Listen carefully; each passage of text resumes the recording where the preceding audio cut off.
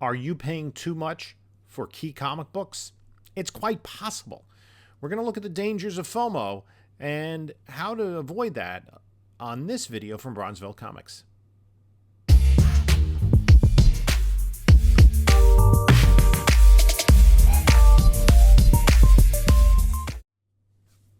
Hey there, comic book community. This is Jim from Bronzeville Comics coming to you with another video. Before we get started, like, comment, subscribe, all that good stuff. Follow us on Instagram, Bronzeville_comics, whatnot, Bronzeville_comics, and a link to our eBay store. Another big piece of news this Saturday in the Bronx. I will be setting up to sell at Streetside Anthony's opening sale of the year. It's going to be a huge Streetside event. He's going to have Erod there is selling. I'll be setting up and selling Pressable Defects. I know the Butcher's going to be there.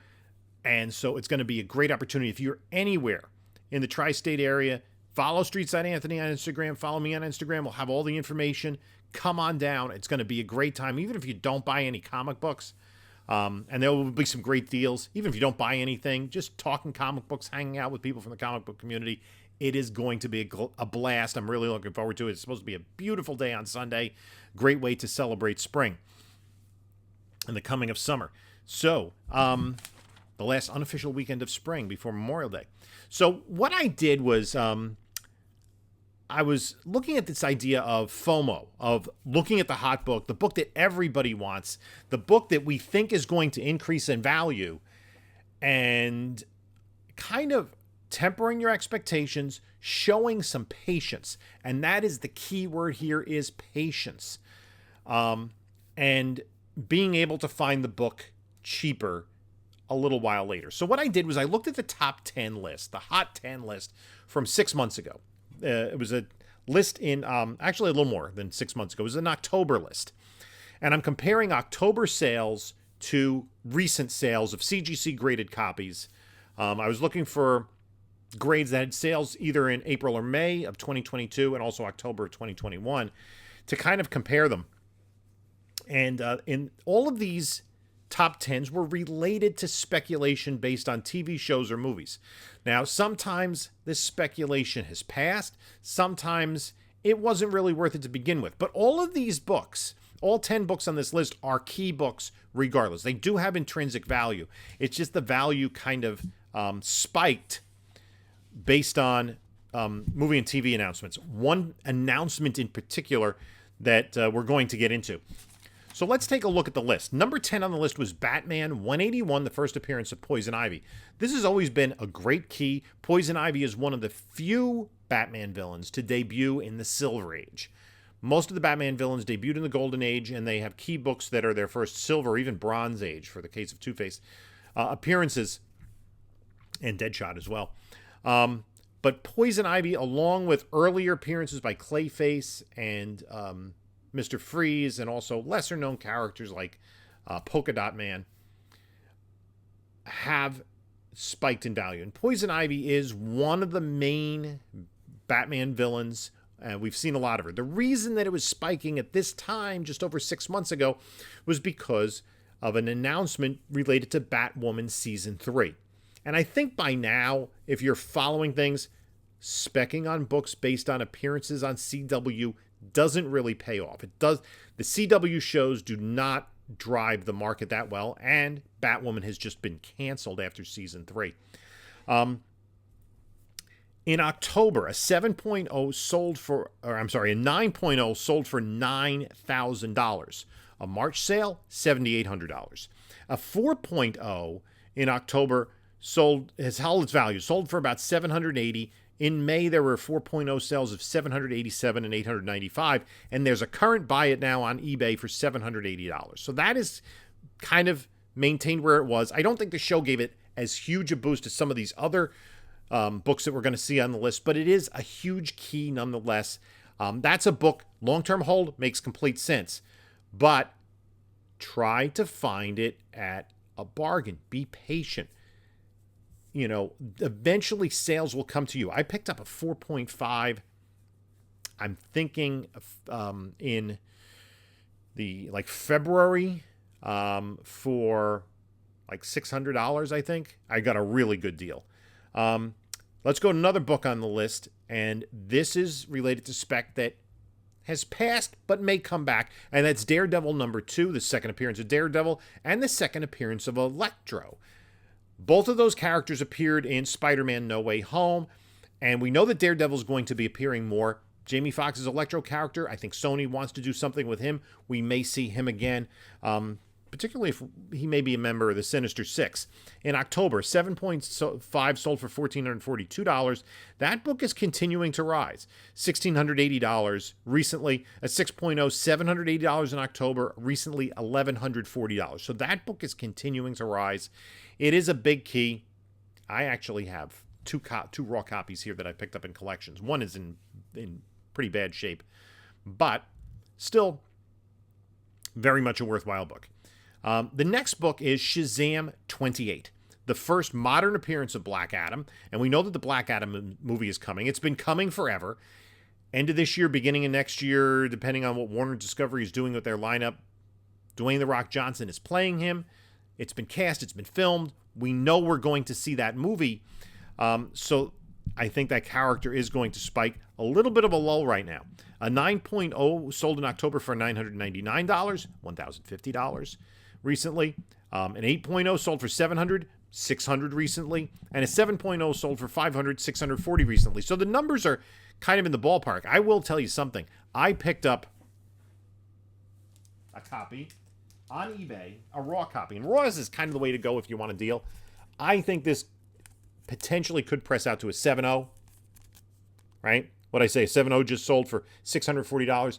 I got this for $210. The auction was timed right, and I think it does have some pressable defects that I can work with. Raw copies, if you're going to be patient, and there's also a difference. Personal collection versus trying to flip it. A couple different conversations. We're going to move on to Fantastic Four #25, the first cover battle between the Hulk and the Thing. The Hulk and Thing battles and covers have been popular forever. People are hoping that we will see that at some point in the MCU. That would be a lot of fun. A 6.0 sold in October, $775, and in April, one sold for $720, down a little bit. A 3.0 sold for $265, and recently a $590 sale on eBay. So that's up quite a bit. That, again, it's Fantastic Four #25, an early Silver Age book, still a big key. If you can get it at the right price, it could be worth it. Up next, Fantastic Four 48, the first appearance of Silver Surfer, the first cameo of Galactus. Huge book. All day, every day. This is a huge book. And we haven't seen either of those characters being talked about in the MCU yet. So the book hasn't quite reached its heights. People keep speculating. Maybe James Gunn is going to put, something in Guardians 3. Maybe we're going to see Fantastic Four. Hasn't hit its peak yet. But a 7.5 sold for $6,000 in October. In April, $5,760.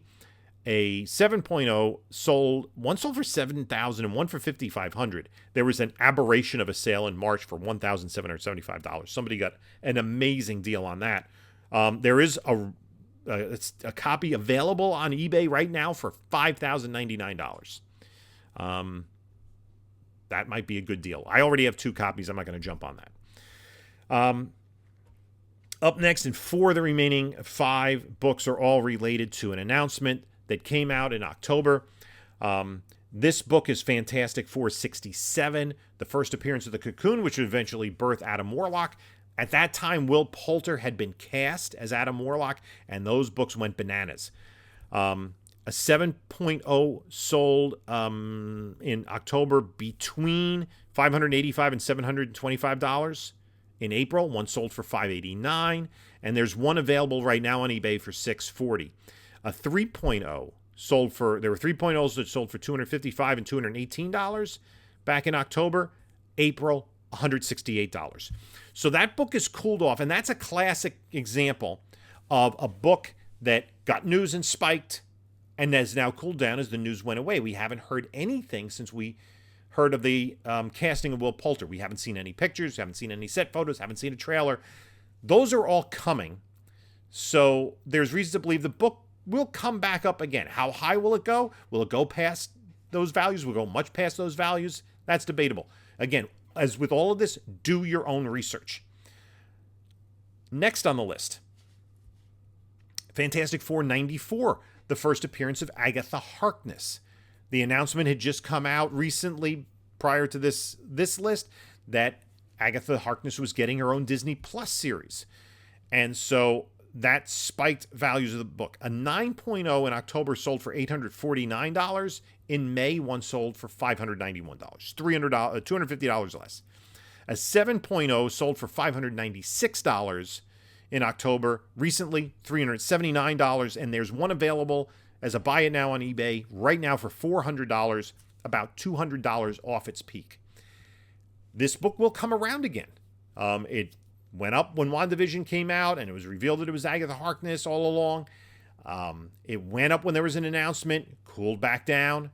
Look at your research. And one of the things that you have to keep in mind when you're looking at prices of books, especially these big keys, is look at recent sales. Look at the timing of sales. Look at the trajectory of books. If you just look at like the fair market value, there might not have been a sale in that particular grade in months. And so you might be looking at a sale from August when the market was still going crazy. Make sure you look at the grades around the grade you're looking at that you see you might have available. Raw books. I bought on eBay a high grade copy of Fantastic Four 94 a few months ago, I think right before this announcement, for $110. And I think it's going to grade in the 9s. Like I said, a 7.0 is selling for $400 on eBay right now. Up next, another big key related to Adam Warlock, Fantastic Four 66, The Origin of Adam Warlock. The only similar sales I could find was in a 6.5, $299 in October, $210 in May. So that book has cooled down as well. Adam Warlock coming back. Books will, go up again, probably. Again, do your research before you invest this kind of money in a book. Don't rely on just what I'm telling you. And I'm not saying whether or not to buy any of these books. Marvel Premiere, #1. The first time that he's referred to as Warlock. His first solo book, a 9.0 sold in October. 2 copies, one for $1,009, one for $1,020, an April sale of $870, down over $100. An 8.0 in October sold for $859, in May for $780. There's one right now on eBay, and I'm almost tempted, for $689. This book could go up again, could go down again. And then #1 on the list, and this has had the most fluctuation, and that's why it hit #1 just over 6 months ago, is Thor 165, the first full appearance of him. In October, 8.5 sales. There was a $2,700 50 sale and a $3,500 sale. In April, a sale for $1,492, another sale for $1,920. A huge decline. Right now, there are 2 listings on eBay of an 8.5, one for $2,549 and one for $2,626. Okay, down from those heights in October. In the 6.5 grade, there were 4 sales in October, all between $679 and $750. 4 books, all in that range. There was a sale in April for $552, down almost $200. Don't let FOMO get the best of you. If you see a hot book, and these are established keys, I'm not even talking about the hot new variant cover, the flavor of the month, the Miracle Mollies, the Tosins, whatever. Yes, some of those will hit. If you're going to pay top dollar, it's going to take a long time to get top dollar in return for most of these books. So, FOMO versus FMV. What is the book going for right now? Do you want that book? Do you need it today? Do you need that book to arrive shipped by the end of the week? Or can you exhibit some patience and get the book several months down the road when it becomes potentially a cold key? Be patient. Look at the lists from 6 months ago. See what was hot and why, and if it still has value. I talked about in one of my previous videos. These spec comics, are they sense or are they nonsense? Sense or nonsense? The first appearance of the Thanos copter was nonsense. The first appearances of Adam Warlock, that makes sense. Those make sense. Agatha Harkness right now makes sense. A Thing Hulk cover makes sense. Poison Ivy, Electro and Daredevil, Black Adam, all of Silver Surfer and Galactus, all of these books make sense at the right price. And even listings on eBay for buy it now, you could offer less. These are not rare books. These are not books you're never going to find. I've been hunting for that Black Adam book for a year to try to get. And I finally found one where the price and the condition and what I thought could be done with it matched up and made sense for me. I saw plenty of books where, I could get it. It's close to fair market value. But guess what? If you are patient enough, almost all of these key books you can find at some point in time for a deal below fair market value. You just have to put in your homework, understand what the fair market value is right now, understand why you want it. Do you want this for your personal collection? You're trying to complete an FF run. Are you a huge Adam Warlock fan and you want the keys? Or do you need it? So do you need it right now? Do you need it today? That's what FOMO is, the fear of missing out. Guess what? That book's going to be available again. You go on eBay, you're going to find it. You go on whatever the site it is, unless you're talking about a scarce comic book. If you're dealing with Golden Age, that's an entirely different story. But silver, bronze, modern, those books are available. And as a matter of fact, graded books, there's so many people like me waiting for those books to come back from CGC. Did you have to jump on Amazing Spider-Man 361 last summer? Or could you wait until the movie came out and got it for much less? Or did you buy it last summer at a deal and then sold it when the movie came out? Okay? That's the speculation game. And it's, again, people that watch this, people that are involved in the community are at all different places. And there's no one right way to collect. Do you want to be a speculator flipper? Do you want to be a collector? Do you want to just be a reader? All of those are perfectly fine. But don't pay too much. Occasionally, if it's something that you really want in your personal collection, doesn't come up too often, yes, go for it. You got to pay a little bit above fair market value, so be it. I just bought, because I'm trying to complete my DC 1972 collection. I've been after this book for months and months and months in a decent grade. Finally, it was Girls Love Stories 166. I paid a little bit over for it. Didn't break the bank. I think I paid, like maybe $60 for it all in a nice higher grade. Okay. I'm just going to put that with my 72 collection. That's kind of what I'm collecting right now. My little kind of OCD thing. First year I started reading comics. Look for the deals. They will be there. They will be there. You have to be patient. And you have to do your research and say, what am I willing to spend for this book in that condition? If you're looking at a raw book, what do you think the condition is? Limit yourself. Set limits, and you won't get burned. Because if you think the fair market value is $400, and then all of a sudden you see an auction coming up, or a new buy it now or something that's in the $300 range, then that's the time to pounce. So we can take a look at a couple of other videos again. Saturday, Street Side Anthony, 1324 Crosby Avenue in the Bronx, starting at 10 o'clock. It'll be Anthony's be there. He always has amazing deals. Erod's going to be set up there. I'm going to be set up there. Principal Defects, I think, are going to be there. It's going to be just a great day for the community. A lot of fun. I'm really looking forward to that. In the meantime, you can check out somewhere here a couple of other videos of mine. And this is Jim saying, until next time, enjoy your comics.